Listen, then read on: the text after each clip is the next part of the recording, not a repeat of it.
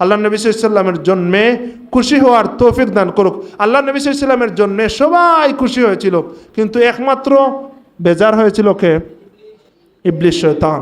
তাহলে আমরা বুঝবো, যারা বর্তমান যুগেও যারা নবীজি সাল্লাল্লাহু আলাইহি ওয়াসাল্লামের জন্ম শুনে খুশি প্রকাশ না করে কান্না করতে চায়, খুশি প্রকাশকে বাধা দিতে চায়, তারাও শয়তানের অনুসারী।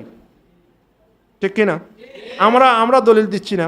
খুশি যারা প্রকাশ করতে চায় না, অনেক মানুষ আমার নিজের চোখে দেখেছি, তাদের মাদ্রাসায় আমি পড়েছি, যে নবীজি সাল্লাল্লাহু আলাইহি ওয়াসাল্লামের শানের আলোচনা আসলে তাদের কপাল কুশ হয়ে যায়। শানের আলোচনা আসলে কপাল কুশ হয়ে যায়। যদি এরকম মানুষ তোমরা দেখো, তাহলে তোমরা মনে রাখবে সে মুনাফিক, সে গুস্তাখের রাসূল থেকে, মুনাফিক থেকে আল্লাহ সুবহানাহু ওয়া তাআলা আমাদেরকে হেফাজতে থাকার তৌফিক দান করুক। বর্তমান সময়ে আমরা দেখতেছি গোটা বিশ্বব্যাপী মিলাদুন্নবী পালন হচ্ছে কিনা। আমাদের দেশ, শুধু আমাদের বাংলাদেশে নয়, প্রত্যেকটা দেশে, বিশ্বের প্রত্যেকটা মুসলিম কান্ট্রিতে মিলাদুন্নবী পালন হচ্ছে। আমাদের দেশেও যারা এতদিন দেখতাম যারা মিলাদুন্নবী পালন বেদাত, মিলাদুন্নবী পালন করা বেদাত, এটা নিয়ে কিতাবও লিখেছেন। যিনি কিতাবও লিখেছেন, তিনি আগামীকালকে বাইতুল মুকাররমে ঈদে মিলাদুন্নবী মাহফিলে বাদেশা বয়ান করবেন, তিনি নিজে ফেসবুকে পোস্ট করেছেন। যিনি বেদাত বলেছেন এতদিন বেদাত, তাহলে বোঝা যায় বেদাত টাকার মাধ্যমে দাঁত হয়ে যায়। বেদাতও টাকা পাইলে, টাকার খাম পাইলে বেদাতও কি হয়ে যায়? জায়েজ হয়ে যায়, সুন্নাহ হয়ে যায়। তিনি নিজে পোস্ট করেছেন যে এতদিন শুনলাম, তিনি বক্তব্যও শুনেছি যে চোখ মুজে এরকম বলেছেন যে ঈদে মিলাদুন্নবী বেদাত। তিনি আবার গত বছরও মিলাদুন্নবীর মাহফিলে বাইতুল মুকাররম জাতীয় মসজিদে তিনি মিলাদুন্নবীর মাহফিলে বয়ান করেছেন। এবার আগামীকালকে তোমরা নিউজ দেখবে, আগামীকালকে তিনি বয়ান করবেন। তিনি বেদাত বলেছিলেন, সেই বেদাতওয়ালা ব্যক্তি মিলাদুন্নবীর মাহফিলে স্বয়ং বক্তব্য দিবেন, তোমরা সবাই দেখবা। তাহলে আমরা এতদিন থেকে যে মিলাদুন্নবীর মাহফিল করতেছি, আমাদের মুর্শিদ কিবলা মিলাদুন্নবীর মাহফিল করেছেন, আমাদেরকে করার জন্য বলেছেন, আমরা ঠিক ছিলাম না বেঠিক ছিলাম? ঠিক ছিলাম। আল্লাহ সুবহানাহু ওয়া তাআলা এই রশি ধরে রাখার তৌফিক দান করুক, আমাদের মুর্শিদ কিবলার ছায়াতলে থাকার তৌফিক দান করুক, জীবনের শেষ মুহূর্ত পর্যন্ত আমরা যেন ঈদে মিলাদুন্নবী উদযাপন করতে পারি। আল্লাহ সুবহানাহু ওয়া তাআলা তৌফিক দান করুক। সবাই পড়ি আমিন। ওয়া আখিরু দাওয়ানা আলহামদুলিল্লাহি রাব্বিল আলামিন। সাল্লাল্লাহু আলা সাইয়্যিদিনা মাওলানা মুহাম্মদ ওয়া আলা আলিহি ওয়া আসহাবিহি ওয়াসাল্লাম। সাল্লাল্লাহু আলা সাইয়্যিদিনা মাওলানা মুহাম্মদ ওয়া আলা আলিহি ওয়া আসহাবিহি ওয়াসাল্লাম। আস্তাগফিরুল্লাহ, ইন্নাল্লাহা গফুরুর রহিম। আস্তাগফিরুল্লাহ, ইন্নাল্লাহা গফুরুর রহিম। আস্তাগফিরুল্লাহ রাব্বি মিন কুল্লি যামবিন ওয়া আতুবু ইলাইহি। লা হাওলা ওয়া লা কুওয়াতা ইল্লা বিল্লাহিল আলিয়্যিল আযীম। আল্লাহুম্মা আমিন। আলহামদুলিল্লাহি রাব্বিল আলামিন। والعاقبة للمتقين، والصلاة والسلام على رسوله الكريم وعلى آله وأصحابه وأهل بيته وأزواجه وذرياته وعترته والناس أجمعين. ربنا تقبل منا إنك أنت السميع العليم وتب علينا يا مولانا إنك أنت التواب الرحيم. ألا يا أرحم رسول الله সাল্লাল্লাহু আলাইহি ওয়াসাল্লাম এই পৃথিবীর জমিনে আগমন করেছেন। আমরা এমনিতেই সাধারণত গণলে দেখি ইংরেজি মাস 12 মাসে 1 বছর হয়। কয় মাসে? 12 মাসে 1 বছর হয়। বাংলায়ও 12 মাসে 1 বছর হয়। আরবিতেও 12 মাসে 1 বছর হয়। বাংলায়ও 12 মাসে 1 বছর, আরবিতেও 12 মাসে 1 বছর, ইংরেজিতেও 12 মাসে 1 বছর। এখন আমি যদি তোমাদেরকে প্রশ্ন করি যে আরবি 12 মাসের মধ্যে শ্রেষ্ঠ মাস কোন মাস? স্বাভাবিকভাবে তোমরা বলবা যে রমজানুল মুবারক মাস। রমজানুল মুবারক মাস কেন? রমজানুল মুবারক মাসে পবিত্র কুরআনুল কারীম আল্লাহ সুবহানাহু ওয়া তাআলা অবতীর্ণ করেছেন, নাজিল করেছেন। এই জন্য রমজানুল মুবারক মাস শ্রেষ্ঠ। অন্যান্য সকল মাসের মধ্যে শ্রেষ্ঠ মাস হচ্ছে রমজানুল মুবারক মাস। কিন্তু রবিউল আউয়াল মাস,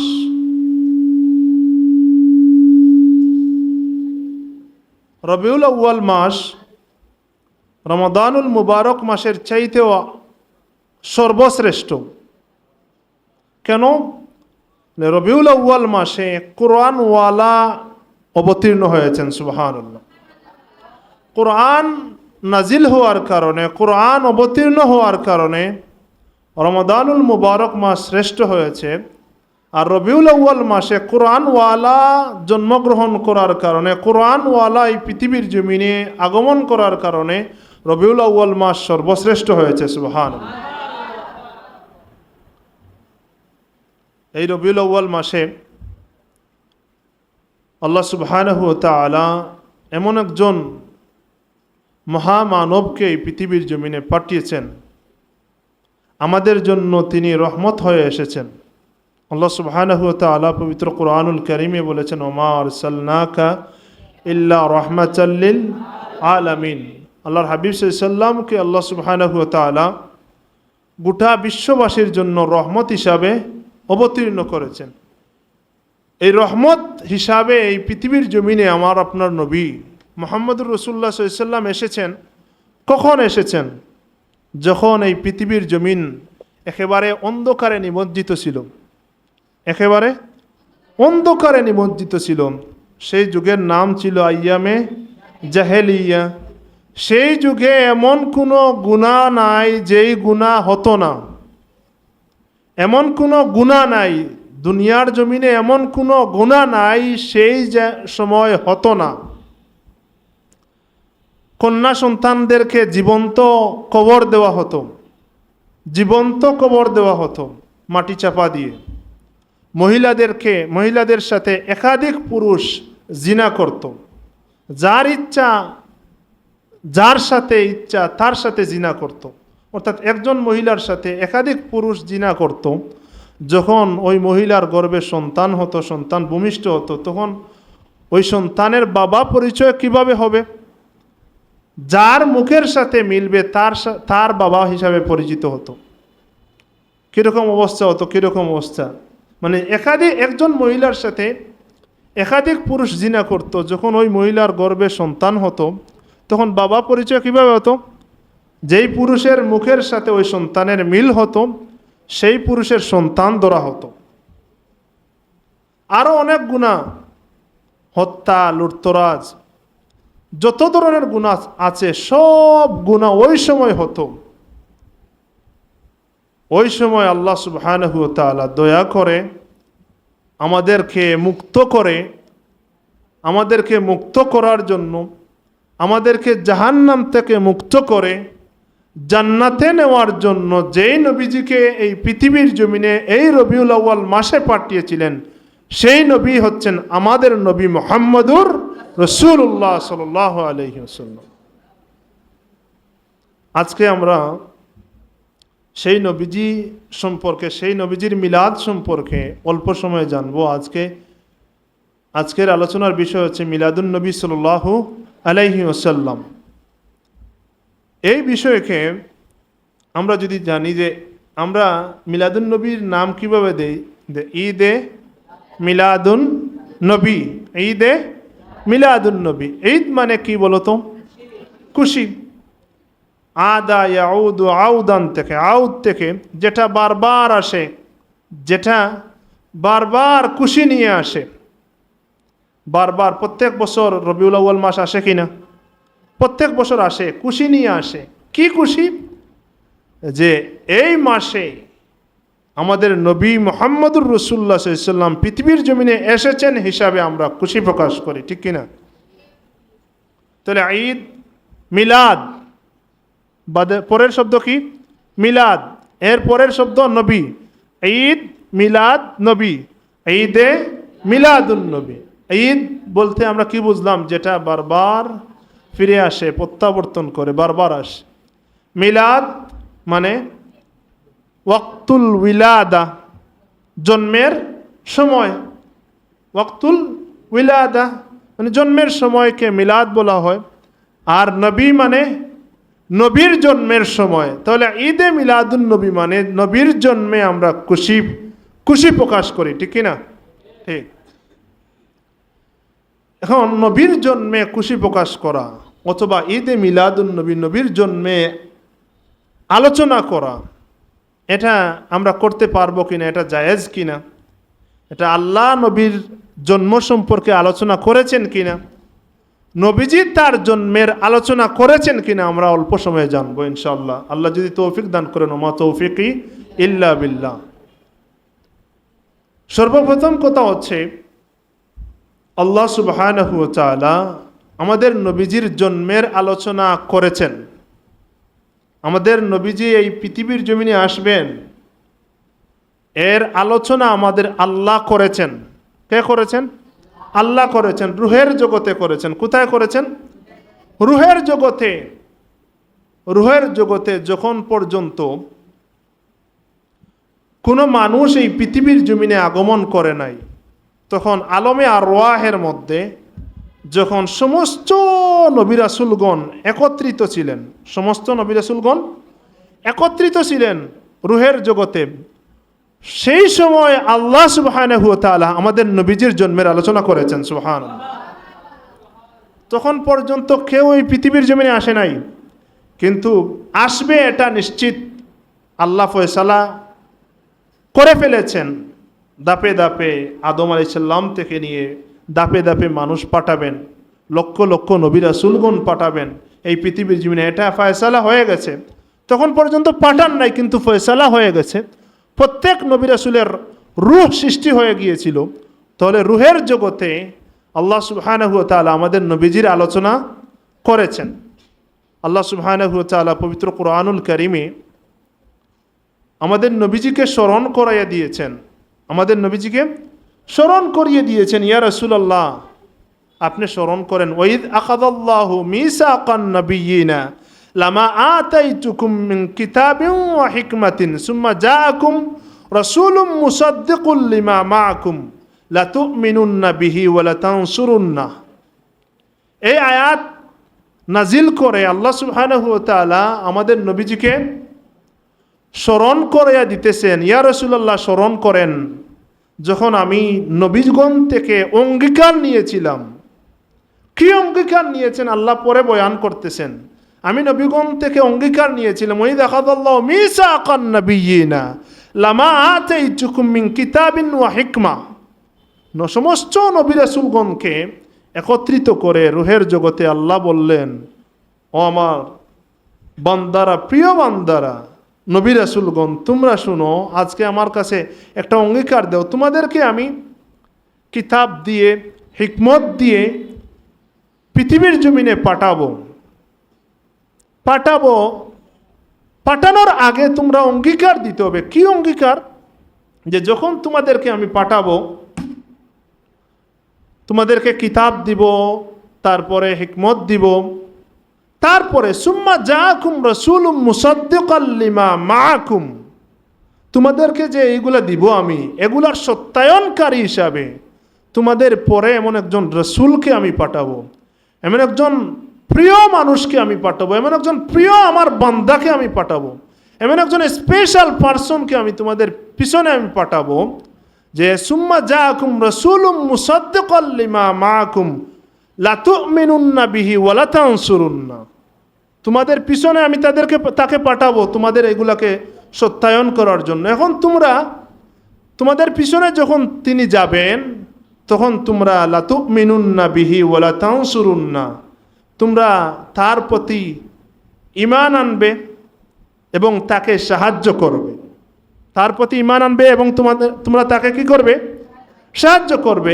এই অংশের ব্যাখ্যা তাফসীরে আসছে যে লাতুমিনুন্না বিহি ওয়া লাতানসুরুন্না, শুধু নবীদেরকে আল্লাহ বলেন নাই, বলেছেন যে ওই সময় তোমাদের, যার সময়ে নবী আসবেন তোমাদের পিছনে, যার সময় আসবেন, যেই নবীর সময় আসবেন, যেই নবীর নবুয়তের সময় আসবেন, তখন ওই নবী তার নিজেকে নিয়ে, নিজের উম্মতদেরকে নিয়ে, নিজের নবুয়ত, রিসালত, উম্মত যা আছে সবাইকে নিয়ে নবীর সদকায়, নবীর কদমে হাজির হয়ে নবীজির উপর ঈমান আনা লাগবে, নবীজিকে সাহায্য করা লাগবে।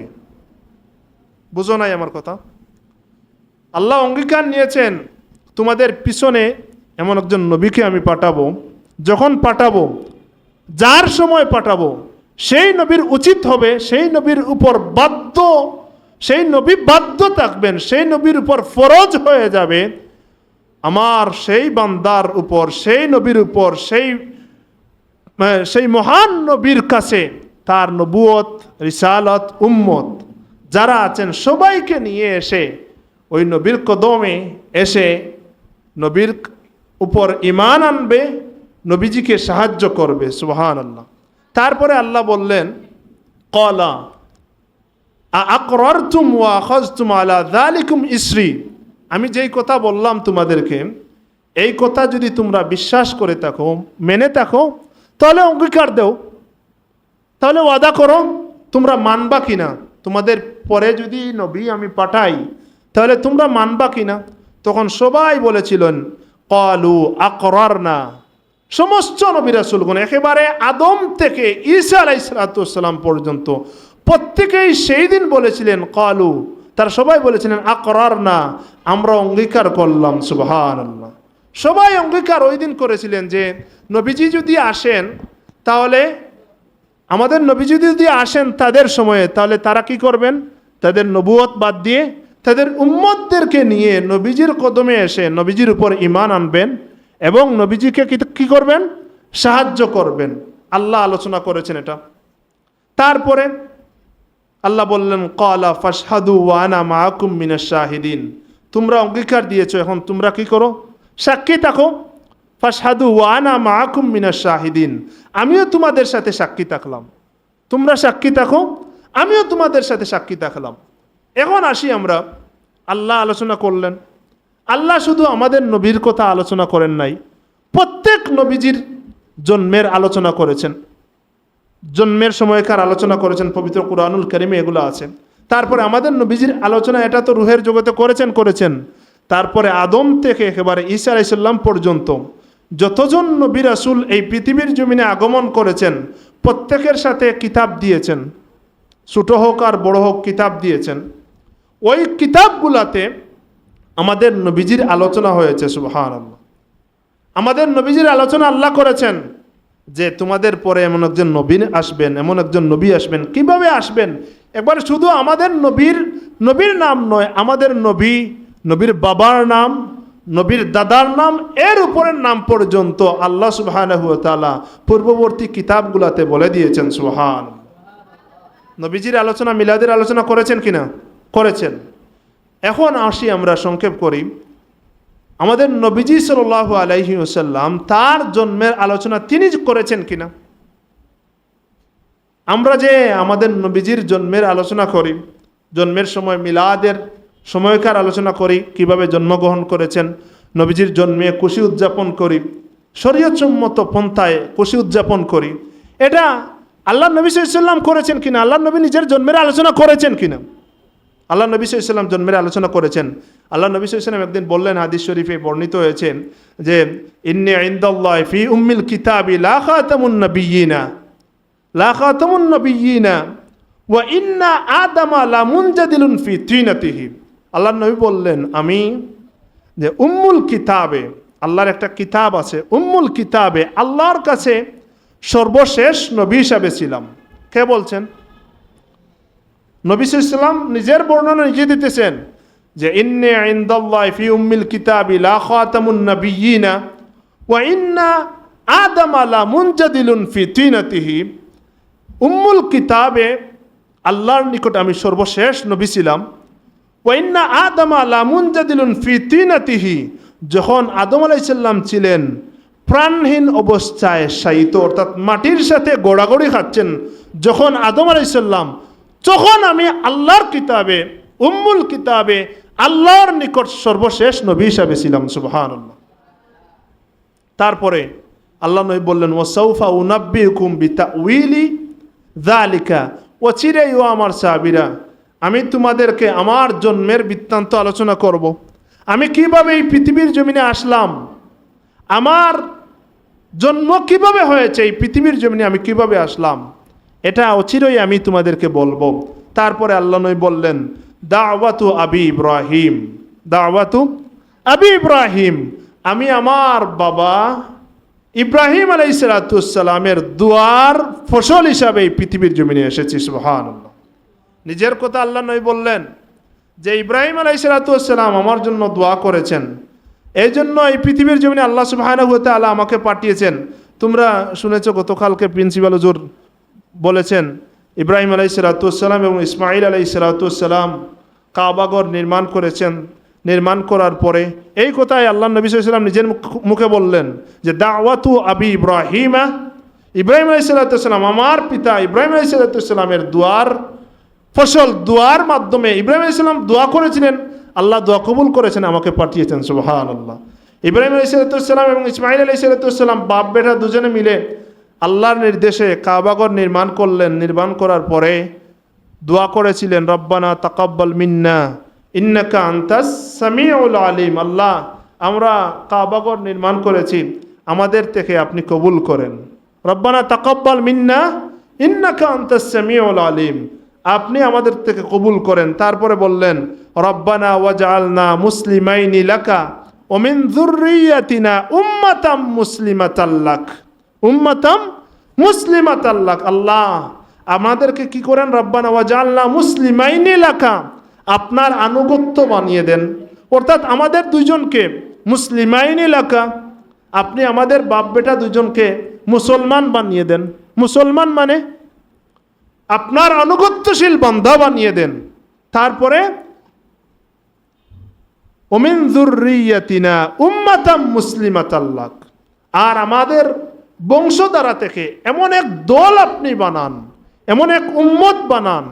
এই যে আমাদের জন্য দোয়া করেছেন, আমাদের জন্য ইব্রাহিম আলাইহিস সালাম দোয়া করলেন যে ওমিন যুররিয়াতিনা উম্মাতাম মুসলিমাতাল লাক, এমন এক দল বানান, এমন এক উম্মত বানান এই বংশ থেকে যারা আপনার আনুগত্য করবে, যারা আপনার আনুগত্য করবে, আপনি তাদেরকে মুসলমান হিসাবে এমন এক দল পাঠান। তারপরে বললেন যে মুসলিমাতাল লাক ওয়া আরিনা মানাসিকানা ওয়া তুব আলাইনা ইন্নাকা আনতাত তাওয়াবুর রহিম। ওয়া আরিনা মানাসিকানা, আল্লাহ, আমরা ইবাদত করব, আপনি আমাদেরকে ইবাদত করার পদ্ধতি শিখাইয়া দেন।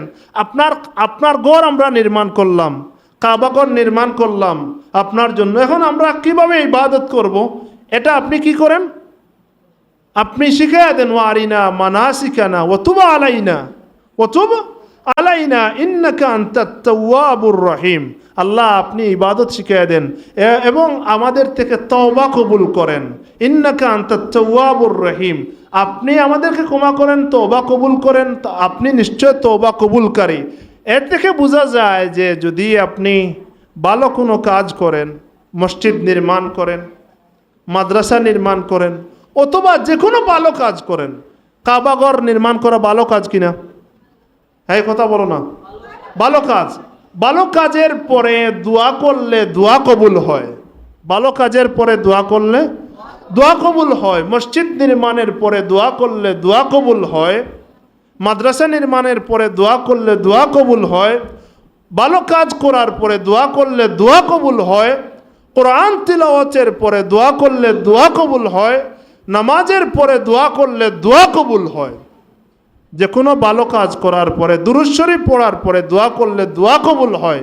তাসবিহ তাহলিল পড়ার পরে দোয়া করলে দোয়া কবুল হয়। মিলাদ শরীফের পরে দোয়া করলে দোয়া কবুল হয়। অর্থাৎ ভালো কোনো কাজ করার পরে দোয়া করলে দোয়া কবুল হয়। তারপরে ইব্রাহিম আলাইহিস সালাম মূল যেই দোয়া করলেন, রব্বানা ওয়াবাস ফীহিম রাসূলাম মিনহুম ইয়াতলু আলাইহিম আয়াতিকা ওয়া ইউআল্লিমুহুমুল কিতাবা ওয়াল হিকমা ওয়া ইউযাক্কিহিম ইন্নাকা আনতাল আজিজুল হাকিম। ইব্রাহিম আলাইহিস সালাম দোয়া করলেন, রব্বানা ওয়াবাস ফীহিম রাসূলাম মিনহুম, ওই যে বংশের কথা বললেন, ওয়া যুররিয়াতিনা উম্মাতাম মুসলিমাতাল লাক।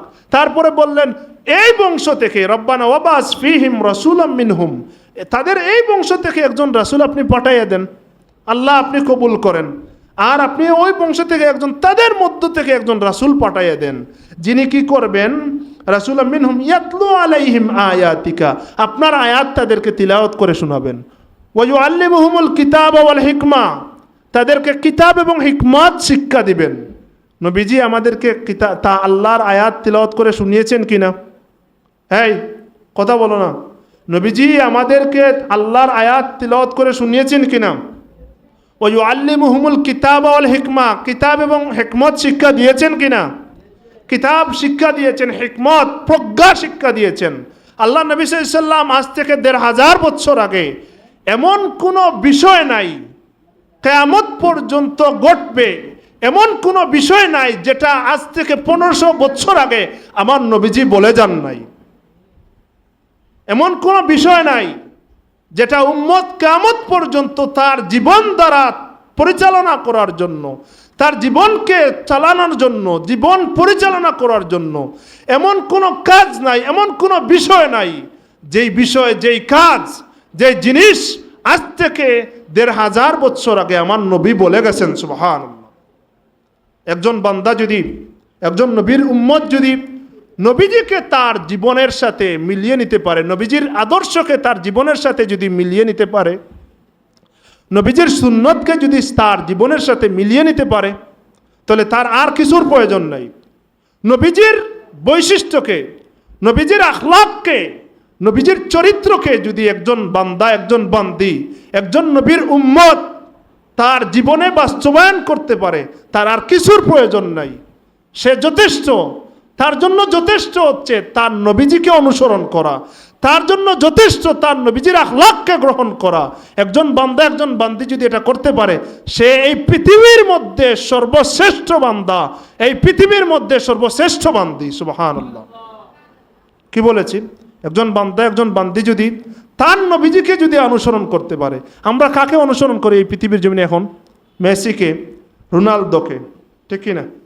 মেসি যে এইভাবে চুল ফালায়, মেসি যে এইভাবে কাপড় পরে, রোনালদো যেইভাবে কাপড় পরে, সেইভাবে আমরা কাপড় পরি কিনা? সেইভাবে চুল ফালাই কিনা? চুল ফালায়। সেইভাবে নখ রাখে, নখ লম্বা লম্বা করে রাখে। যে লম্বা লম্বা করে নখ রাখে, লম্বা মেসির ডিজাইনে, রোনালদোর ডিজাইনে চুল রাখে, সে কোনোদিন নবীর উম্মত দাবি করতে পারবে না। বুঝো নাই? আমরা মারা যাব কিনা? এই কথা বলো, আমরা মারা যাব কিনা? মারা যাব। মারা যাওয়ার পরে কবরে আমাদের নবীজি আসবেন কিনা? নবীজি আসবেন কিনা? কবরে নবীজি সম্পর্কে প্রশ্ন করা হবে কিনা? তাহলে তুমি যেই বান্দা, যেই বান্দি, যেই ছাত্র, যেই ছাত্রী চুল, নখ, যেই ছাত্র চুল লম্বা করে রাখো রোনালদোর ডিজাইনে, মেসির ডিজাইনে, যেই ছাত্রী, যেই ছাত্র নখ রাখো, তুমি আজকে মারা যাবে না এটার কোনো নিশ্চয়তা আছে? এই কথা বলো, তুমি আজকে মারা যাবে না এটার কোনো নিশ্চয়তা আছে? তাহলে তুমি যার আদর্শ নিয়ে মারা যাবে, যার ডিজাইনে চুল কেটে মারা যাবে, যাকে অনুসরণ করে লম্বা নখ রেখে মারা যাবে, সে কি কবরে আসবে? তোমরা কি চাও মেসি তোমাদের কবরে আসুক, রোনালদো তোমাদের কবরে আসুক? তাহলে তাদেরকে অনুসরণ করা যাবে? কাকে আমরা অনুসরণ করব? আমাদের অনুসরণের জন্য একজন ব্যক্তি আছেন, তিনি কে? মুহাম্মাদুর রাসূলুল্লাহ সাল্লাল্লাহু আলাইহি ওয়াসাল্লাম। এই দুনিয়ার জমিনে যদি থাকতে আমরা আমাদের নবীজির অনুসরণ করে যেতে পারি, নবীজির আখলাককে আমাদের অন্তরে যদি, আমাদের জীবনে যদি বাস্তবায়ন করে যেতে পারি, মারা যাওয়ার পরে আমাদের নবীজি আমাদের কবরে আসবেন। নবীজি সম্পর্কে যখন প্রশ্ন করা হবে, মা কুনতা তাকুলু ফি হাদার রাজুল আল্লাযী বুইসা ফীকুম, এই যে ব্যক্তি দেখতেছো, যাকে তোমাদের কাছে পাঠানো হয়েছিল, এই ব্যক্তি সম্পর্কে তুমি বলো। যদি তুমি নবীর সাথে তাল্লুক না থাকে, নবীর সাথে যদি তাল্লুক না থাকে, তুমি নবীজিকে চিনবা না, নবীজিকে চিনবা না। এই জন্য নবীজির সাথে তাল্লুক রেখে এই দুনিয়ার জমিনে চলবা। যতদিন আজ থেকে তোমরা পণ করো, ওয়াদা করো, যতদিন বাঁচবা ততদিন নবীজির প্রেম অন্তর নিয়ে বাঁচবা। সবাই ইনশাল্লাহ বলো। যতদিন বাঁচবা ততদিন পর্যন্ত, মৃত্যুর আগ পর্যন্ত নবীজির মহব্বত, নবীজির আজমত তোমাদের অন্তরে লালন করবা। পারবা কিনা? পারবা কিনা? যদি নবীজির মহব্বত, নবীজির আজমত, নবীজির শান মান বুলন্দ করার জন্য যদি তোমার জীবনকে তুমি বাস্তবায়ন করতে পারো, নবীজির মহব্বত তোমার অন্তরে যদি লালন করতে পারো, দুনিয়ার জমিনেও শান্তিতে থাকবা, মারা যাওয়ার পরে কবরে শান্তিতে থাকবা, কবর থেকে যখন হাসরের ময়দানে উঠবা তখনও তুমি শান্তিতে থাকবা। কালকে কিয়ামতের ময়দানে আদম থেকে ঈসা পর্যন্ত প্রত্যেক নবীগণ নফসি নফসি বলবেন। কি বলবেন? নফসি নফসি। আমাদের নবীজি কি বলবেন? রব্বি হাবলি উম্মতি, উম্মতি বলবেন। নবীজি সাল্লাল্লাহু একবার হাউজে কাউসারে থাকবেন, আরেকবার মিজানের পল্লায় থাকবেন, আরেকবার পুলসিরাতে থাকবেন, আরেকবার জাহান্নামের গেটের মধ্যে থাকবেন।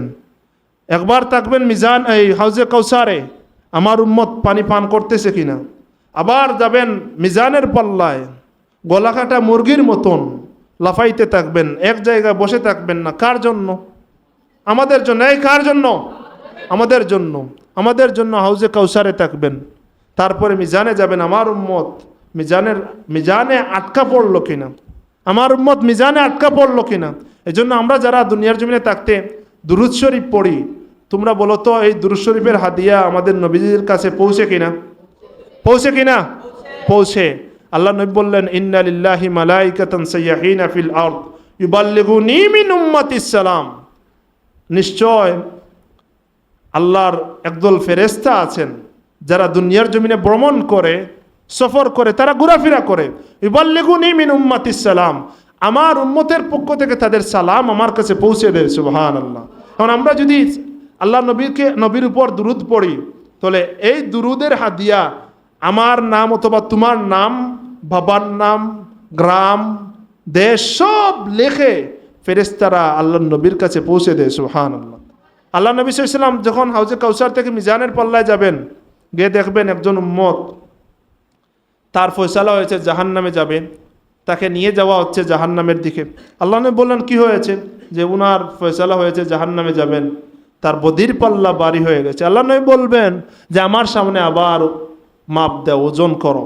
যখন ওজন করা হবে দেখবেন, আল্লাহ নবীও দেখবেন যে তার বদির পাল্লা ভারী হয়ে গেছে, নেকির পাল্লা পাতলা হয়ে গেছে, হালকা হয়ে গেছে। আল্লাহ নবী সাল্লাল্লাহু আলাইহি ওয়াসাল্লাম তার পকেট থেকে এক টুকরা কাগজ দিবেন নেকির পাল্লায়, সঙ্গে সঙ্গে নেকির পাল্লা ভারী হয়ে যাবে। সুবহানাল্লাহ।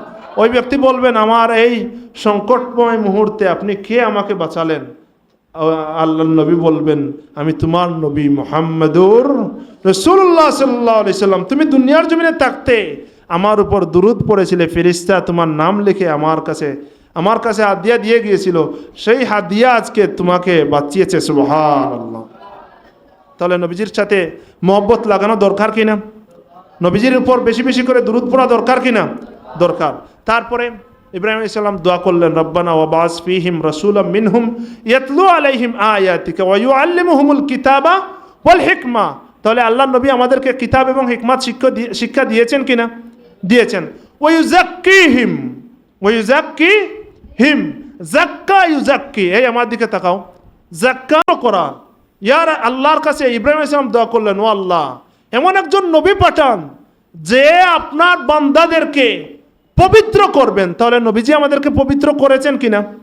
আমরা ছিলাম অপবিত্র জাতি, আমরা ছিলাম নাপাক জাতি, আমরা ছিলাম জাহান্নামী।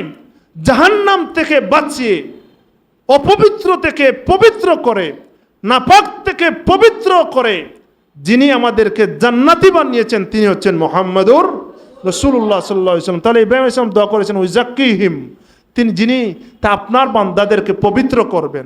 তারপরে ইজাকিহিম ইন্নাকা আনতাল আজিজুল হাকিম। এই যে আল্লাহ নবী বললেন দাওয়াতু আবি ইব্রাহিম, ইব্রাহিম আলাইহিস সালাম আমার জন্য দোয়া করেছেন, সেই দোয়ার ফসল হচ্ছি আমি। তারপরে দ্বিতীয় কথা আল্লাহ নবী বললেন যে ও বিশারাতু ঈসা কওমাহু, ও বিশারাতু ঈসা কওমাহু, আমি যে এই পৃথিবীর জমিনে এসেছি, ও বিশারাতু ঈসা কওমাহু, ঈসা আলাইহিস সালাম আমার জন্য সুসংবাদ দিয়েছেন। সুবহানাল্লাহ। ঈসা আলাইহিস সালাম আমাদের নবীর পরের নবী না আগের নবী? পরের নবী না আগের নবী? আগের নবী। তাহলে ঈসা আলাইহিস সালাম আমাদের নবী পরে আসবেন, এই খবর ঈসা আলাইহিস সালাম তার কওমকে দিয়েছেন। সুবহানাল্লাহ। আল্লাহ সুবহানাহু ওয়া তাআলা এই ঘটনা পবিত্র কুরআনুল কারীমে বলেন, আল্লাহ নবীকে স্মরণ করে দিলেন, ওয়াইজ ক্বালা ঈসা ইবনু মারইয়ামা, ইয়া রাসূলুল্লাহ, আপনি স্মরণ করেন যখন মরিয়ম পুত্র ঈসা আলাইহিস সালাম তার কওমকে বললেন যে ইয়া বানি ইসরাঈলা ইন্নী রাসূলুল্লাহি ইলাইকুম, ইন্নি রাসূলুল্লাহ ইলাইকুম, হে বনি ইসরাইল শুনো, ইন্নি রাসূলুল্লাহ ইলাইকুম মুসাদ্দিকাল লিমা বাইনা ইয়াদাইয়া মিনাত তাওরাহ। ও বনি ইসরাইল শুনো, আমি আল্লাহর কাছ থেকে তোমাদের কাছে নবী রাসূল হিসাবে এসেছি, আমি রাসূল হিসাবে তোমাদের কাছে এসেছি। আর মুসাদ্দিকাল লিমা বাইনা ইয়াদাইয়া মিনাত তাওরাহ, আর যে তাওরাত এসেছে আমার পূর্বে, ওই তাওরাতের সত্যায়নকারী হিসাবে আমি এসেছি। যে তাওরাত আল্লাহর কিতাব, এটা সত্য, এই তাওরাতের সত্যায়নকারী হিসেবে এসেছি। আর কি জন্য এসেছি? আর সেটা হচ্ছে ও মুবাশশিরাম বিরাসূলিন ইয়াতি মিন বাদি ইসমুহু আহমদ, আর এমন একজন রাসূলের সুসংবাদ দেওয়ার জন্য এসেছি আমি। তাহলে এই আয়াত থেকে বোঝা গেল যে ঈসা আলাইহিস সালাম দুটি কাজ করার জন্য এসেছেন। কয়টা কাজ? দুইটা। একটা হচ্ছে তাওরাতের সত্যায়ন, আরেকটা হচ্ছে আমার নবী আসবেন, আখেরি জবানার পয়গম্বর এই পৃথিবীর জমিনে তারপরেই আসবেন, তার সুসংবাদ দেওয়ার জন্য ঈসা আলাইহিস সালাম এই পৃথিবীর জমিনে এসেছেন। সুবহানাল্লাহ পড়বা না? তাহলে ঈসা আলাইহিস সালাম কি বললেন? ও মুবাশশিরাম বিরাসূলিন ইয়াতি মিন বাদি ইসমুহু আহমদ, আমার পরে এমন একজন নবী আসবেন, তার সুসংবাদ দেওয়ার জন্য আমি এসেছি। তার নাম কি? মিন বাদি ইসমুহু আহমদ, তার নাম হবে আহমদ। সুবহানাল্লাহ। আমাদের নবীর নাম আহমদ কিনা? আমাদের নবীর নাম আহমদ কিনা? আহমদ। আমাদের নবীর নাম আহমদ। এই জন্য ঈসা আলাইহিস সালাম আমাদের নবীর জন্য সুসংবাদ দিয়েছেন। এই কথাই আল্লাহ নবী সাল্লাল্লাহু আলাইহি ওয়াসাল্লাম এই হাদিসে বর্ণনা করেছেন যে বিশারাতু ঈসা কওমাহু, ঈসা আলাইহিস সালাম আমার কথা তার কওমকে বলেছিলেন। সেই কথা, সেই সুসংবাদের ফসল হচ্ছে আমি মুহাম্মদ সাল্লাল্লাহু আলাইহি ওয়াসাল্লাম। তারপরে 3 নম্বর কথা আল্লাহ নবী বললেন যে ওরুইয়া উম্মি আল্লাতী রাআত আন্নাহু খরাজা মিনহা নূরুন আদাআত লাহু কুসুরুশ শাম। আমার মা আমিনা আলাইহিস সালামের স্বপ্নর বাস্তবায়ন হয়েছে আমি এই পৃথিবীর জমিনে এসে। সুবহানাল্লাহ। আমি জন্মের পূর্বে আমার মা স্বপ্ন দেখেছেন। আমার মা কি দেখেছেন? স্বপ্ন দেখেছেন। কি স্বপ্ন? রুইয়া উম্মি আল্লাতী রাআত আন্নাহু খরাজা মিনহা নূরুন, আমার মা দেখেছেন তার থেকে একটা নূর বের হয়েছে, তার থেকে একটা নূর বের হয়েছে। খরাজা মিনহা নূরুন, খরাজা মিনহা নূরুন, নূর বের হয়েছে। নূর মানে আলো বের হয়েছে, নূর বের হয়েছে। ওই নূর আদাআত লাহু কুসুরুশ শাম, শামের প্রাসাদগুলা আলোকিত হয়ে গেছে। সুবহানাল্লাহ। আমার মা স্বপ্ন দেখেছেন, আমার মা স্বপ্ন দেখেছেন যে আমার মায়ের থেকে খরাজা মিনহা নূরুন, এমন একটা নূর বের হয়েছে যে নূরের আলোয় আদাআত লাহু কুসুরুশ শাম, শাম দেশের প্রাসাদগুলা আলোকিত হয়েছে। আমার মা স্বপ্ন দেখেছেন। সুবহানাল্লাহ। তাহলে নিজের জন্মের কথা আমাদের নবীজি সাল্লাল্লাহু আলাইহি ওয়াসাল্লাম বলেছেন কিনা? হ্যাঁ, নিজের জন্মের কথা আমাদের নবীজি সাল্লাল্লাহু আলাইহি ওয়াসাল্লাম বলেছেন কিনা? বলেছেন। আমাদের নবীজি সাল্লাল্লাহু আলাইহি ওয়াসাল্লাম জন্মগ্রহণ করেছেন রবিউল আউয়াল মাসের 12 তারিখ অথবা 8 তারিখ। প্রসিদ্ধ মত 12 তারিখ, 8 তারিখও আছে। 12 তারিখ সোমবার। কি বার? সোমবার। কি বার? সোমবার। এখন নবী সাল্লাল্লাহু আলাইহি ওয়াসাল্লাম প্রত্যেক সোমবারে রোজা রাখতেন। কি রাখতেন? নবী সাল্লাল্লাহু আলাইহি ওয়াসাল্লাম প্রত্যেক সোমবারে কি রাখতেন? রোজা রাখতেন। একদিন আল্লাহ নবী সাল্লাল্লাহু আলাইহি ওয়াসাল্লামকে প্রশ্ন করা হলো, কাতাদা রাদিয়াল্লাহু তাআলা আনহুর বর্ণনায় হাদিস, আন সাওমিল ইসনাইন ইয়া রাসূলুল্লাহ, আপনি সোমবারে কেন রোজা রাখেন? সোমবারে কেন রোজা রাখেন? আপনি সোমবারে কি জন্য রোজা রাখেন? আল্লাহ নবী বললেন, ফিহি উলিদতু ও ফিহি উনজিলা আলাইয়া, ওই দিন আমি জন্মগ্রহণ করেছি, ওই দিন আমার উপর কোরআন নাজিল হয়েছে। সুবহানাল্লাহ। তাহলে জন্মের কারণে, নিজের জন্মের কারণে নবী সাল্লাল্লাহু আলাইহি ওয়াসাল্লাম খুশি হয়ে কি করেছেন? রোজা রেখেছেন। খুশি হয়ে কি করেছেন? রোজা রেখেছেন। এখন আমরাও খুশি হয়ে নবীজির জন্মের দিন রোজা রাখতে পারি। আমরাও খুশি হয়ে পুরো মাস খুশি প্রকাশ করতে পারি, খুশি প্রকাশের বিভিন্ন দ্বারা থাকতে পারে। ওই খুশিকে আমরা ঈদ বলতে পারি, বুঝো নাই? ঈদ বলতে পারি। কেউ যদি প্রশ্ন করে যে ঈদ তো দুইটা, ঈদ কয়টা? দুইটা, তাহলে আরেকটা ঈদ, ঈদে মিলাদুন্নবী, এটা আসলো কোথায় থেকে? প্রশ্ন আসে কিনা? এরকম প্রশ্ন হয় কিনা যে ঈদ তো দুইটা, ঈদ উল ফিতর আর ঈদ উল আদহা। আদহা দুই ঈদ, শরীয়তে দুই ঈদ ঠিক আছে, কিন্তু আরও ঈদ আছে। আরও ঈদ আছে কিনা? জুমার দিন ঈদের দিন কিনা? জুমার দিন ঈদের দিন কিনা? আরাফার দিন ঈদের দিন কিনা? ঈদের দিন। আরাফার দিন ঈদের দিন, জুমার দিন ঈদের দিন। দলিল আছে, দলিল আছে। সাহাবী আব্দুল্লাহ ইবনে আব্বাস রাদিয়াল্লাহু তাআলা আনহু, ওমর রাদিয়াল্লাহু তাআলা আনহু এই দুই দিনকে ঈদের দিন বলেছেন। একটা আয়াত আছে না, আল ইয়াউমা আকমালতু লাকুম দীনাকুম ওয়া আতমামতু আলাইকুম নি'মাতি ওয়া রাদিতু লাকুমুল ইসলামা দীনা। একজন ইহুদি এসে একদিন ওমর রাদিয়াল্লাহু তাআলা আনহুকে বললেন, হে ওমর, খলিফাতুল মুসলিমিন, আমিরুল মুমিনিন ওমর, আপনাদের কিতাবে এমন একটা আয়াত আছে, যে আয়াত যদি আমাদের উপর নাজিল হতো, যেই দিন নাজিল হতো, যেই দিন অবতীর্ণ হতো, এর সম্মানে আমরা খুশি প্রকাশ করতাম।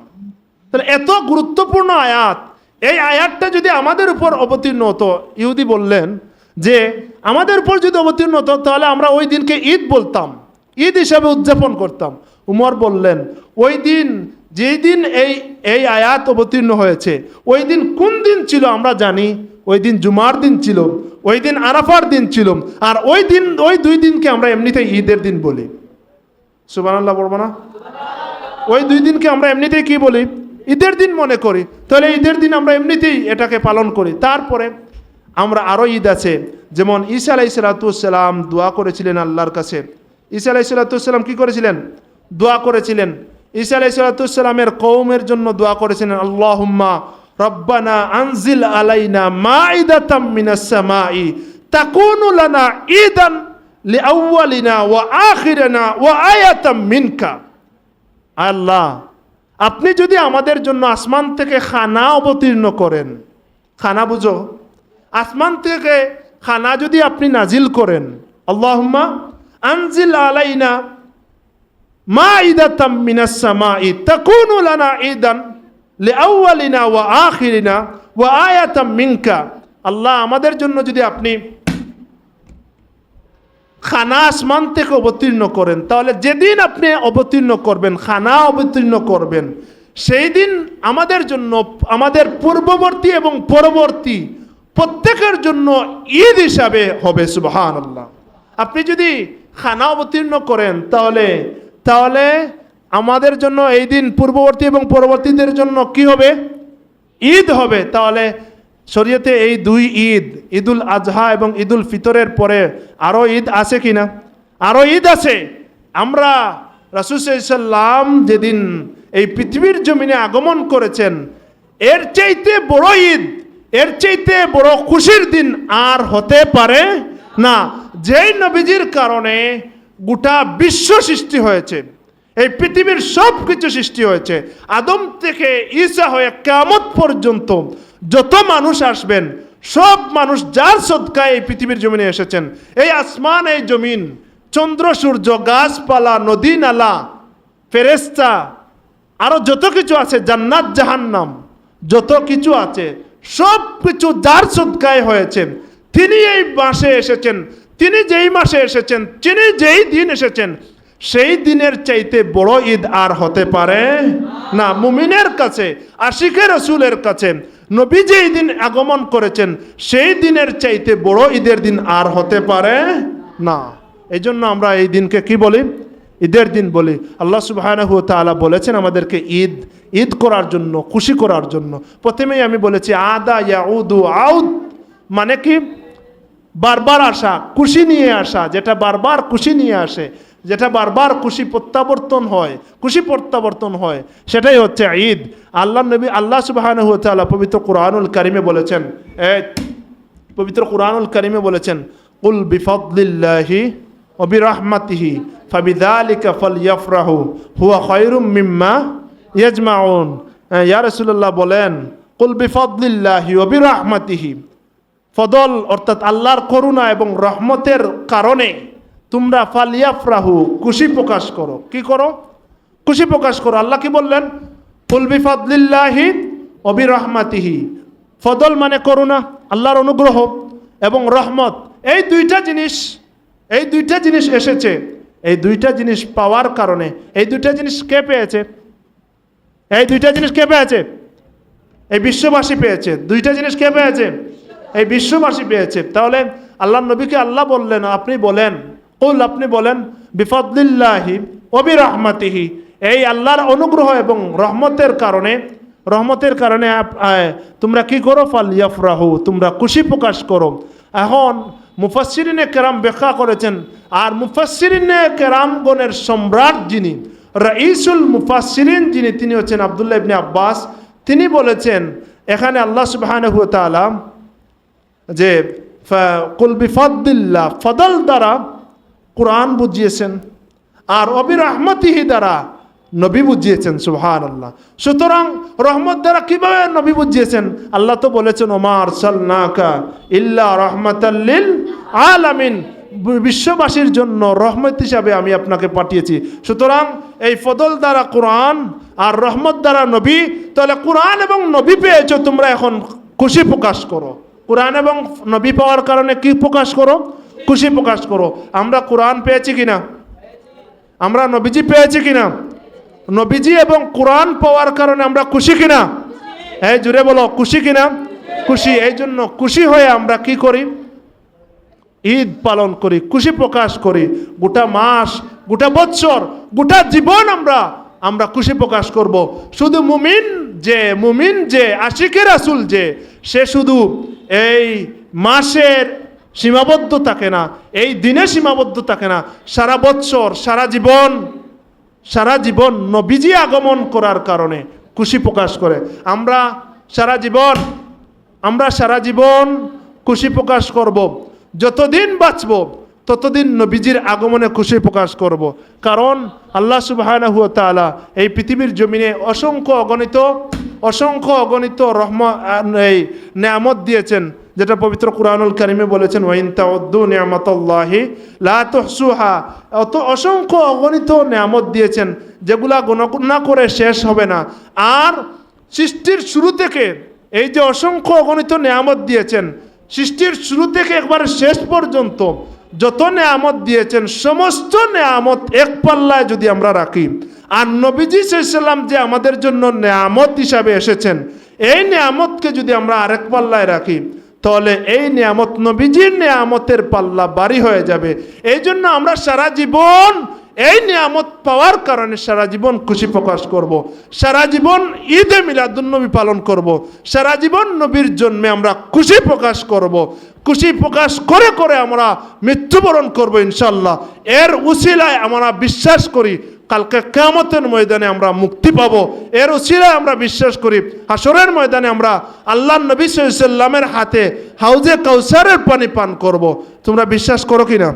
আমরা প্রত্যেকেই বিশ্বাস করি। আল্লাহ সুবহানাহু ওয়া তাআলা জীবনের শেষ মুহূর্ত পর্যন্ত আল্লাহর নবী সাল্লাল্লাহু আলাইহি ওয়াসাল্লামের প্রেম মহব্বত আমাদের অন্তরে লালন করার তৌফিক দান করুক। আল্লাহ নবী সাল্লাল্লাহু আলাইহি ওয়াসাল্লামের জন্মে খুশি হওয়ার তৌফিক দান করুক। আল্লাহ নবী সাল্লাল্লাহু আলাইহি ওয়াসাল্লামের জন্মে সবাই খুশি হয়েছিল, কিন্তু একমাত্র বেজার হয়েছিল কে? ইবলিস, শয়তান।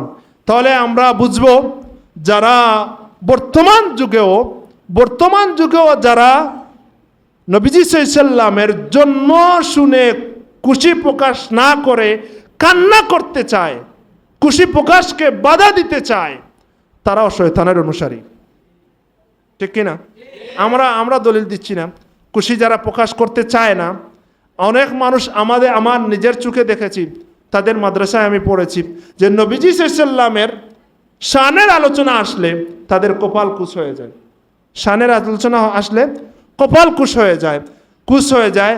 যদি এরকম মানুষ তোমরা দেখো, তাহলে তোমরা মনে রাখবে সে মুনাফিক, সে গুস্তাখে রাসূল থেকে, মুনাফিক থেকে আল্লাহ সুবহানাহু ওয়া তাআলা আমাদেরকে হেফাজতে থাকার তৌফিক দান করুক।